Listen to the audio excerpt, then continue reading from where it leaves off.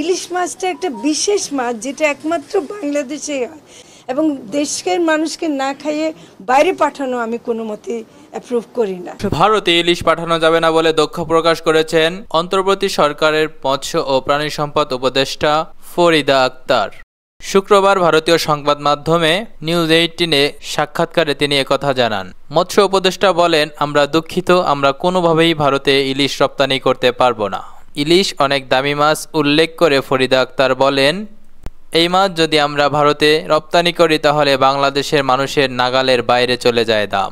সাধারণ মানুষ তা ক্রয় করে খেতে পায় না। বাংলাদেশেও দুর্গাপূজা উদযাপন করা হয়, দেশের জনগণই তা উপভোগ করতে পারে।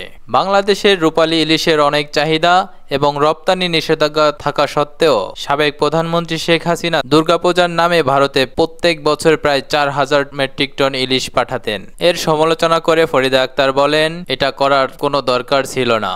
শেখ হাসিনার এই কাজ করা মোটেও উচিত হয়নি। শুধু ভারতের সাথে সুসম্পর্কের স্বার্থে তিনি বাংলাদেশের জনগণের চাহিদার সঙ্গে আপোষ করেছেন বলে মন্তব্য করেছেন তিনি। আলাপকালে উঠে আসে তিস্তার পানি বন্টন ইস্যু নিয়ে। এই প্রসঙ্গ টেনে উপদেষ্টা বলেন, তিনি মনে করেন এই বিষয়টি নিয়ে ভারত সরকারকে অবশ্যই অগ্রাধিকার দিতে হবে। নিজেদের কূটনৈতিক সম্পর্ক এতটা দুর্বল হওয়া উচিত নয় যে ইলিশ রপ্তানি না হলে তার প্রভাব পড়বে। ভারত যদি পরিস্থিতির উন্নতি চায় তবে তিস্তা সমস্যার সমাধান করা উচিত বলে মনে করেন তিনি। সম্প্রতি ইলিশ পাঠানোর আবদার করে চিঠি দেয় কলকাতা। দুর্গাপূজায় ভারতের ইলিশের চাহিদা অকল্পনীয় কয়েক যুগ ধরে। প্রতি বছর তাই পদ্মার ইলিশের জন্য মুখিয়ে থাকে কলকাতার মানুষ। সম্প্রতি শেখ হাসিনা সরকারের পতনের পর এই ধারাবাহিকতায় ফাটল ধরে। এই অবস্থায় আসন্ন দুর্গাপূজায় কলকাতার মানুষ বাংলাদেশি ইলিশ না পাওয়ায় হতাশ। কলকাতার ব্যবসায়ীদের মুখের দিকে তাকানোই যাচ্ছে না। কোনোভাবেই তারা ইলিশ মাছ বাংলাদেশ থেকে আমদানি করতে পারছে না। সারা বিশ্বের বাংলাদেশে ইলিশের উৎপাদন 70%।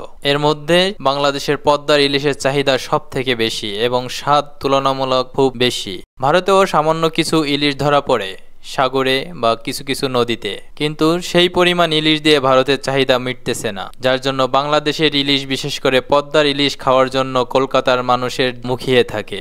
বর্তমানে 1 কেজি সাইজের ইলিশ 14 থেকে 1800 টাকা পর্যন্ত বিক্রি হচ্ছে এবং 1.5 থেকে 2 কেজির ইলিশ 2200-2400 টাকায় পর্যন্ত বিক্রি হচ্ছে, যা সাধারণ মানুষের নাগালের বাইরে। কিছু অসাধু ব্যবসায়ী চোরাচালানের মাধ্যমে ভারতে ইলিশ রপ্তানির চেষ্টা করছে, যার কারণে ইলিশের দাম এখনো মানুষের নাগালের বাইরে চলে যাচ্ছে। এদেরকে আইনের আওতায় এনে শাস্তি দিতে হবে, তাহলে বাংলাদেশের সাধারণ মানুষ ক্রয় ক্ষমতার মধ্য দিয়ে ইলিশ খেতে পারবে। এখন ইলিশের ফুল সিজন চলে, তারপর দামের কোনো কমতি নেই। মানুষ বাজারে ইলিশ কিনতে গিয়েও খালি হাতে ফিরে আসছে।